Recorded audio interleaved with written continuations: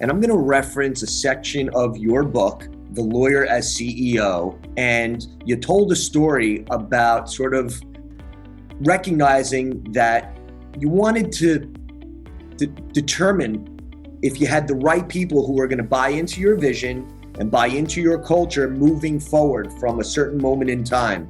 And it led to some people no longer being on the journey with you and other people staying. Could you expand on what happened? Yeah, we had gotten to a point, we were probably around 20 people, maybe a little bit more in the firm, but I was no longer doing the things that I loved to do.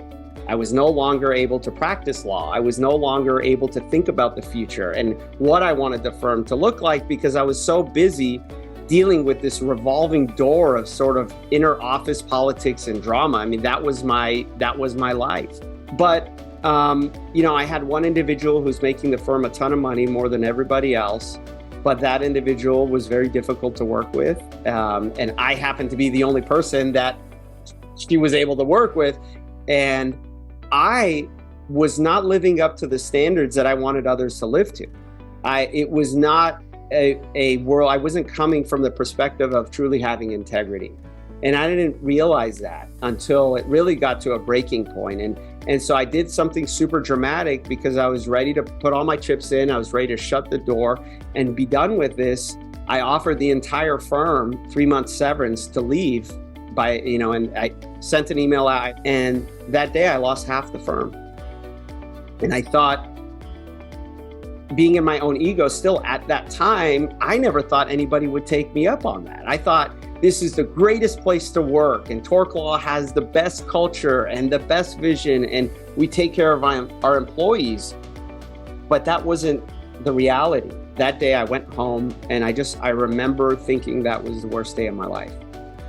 And went back the next day and I really started to self-reflect. And that's where I realized it really did start with me.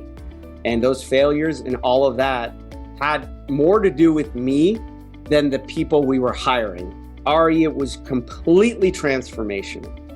We established actual core values and what each one of them meant and how you conduct yourself. It's basically the way we get things done. It's not just some words that make you feel warm and fuzzy. We established a vision, something that was never communicated. These were things that were in my head, I believed, and I thought, hey, if I have a 5-minute conversation with a new team member, they're going to share those values, but that wasn't the reality. And so my mindset was completely shifted after that experience. It was probably the best thing that ever happened to our firm and ever happened to me. And,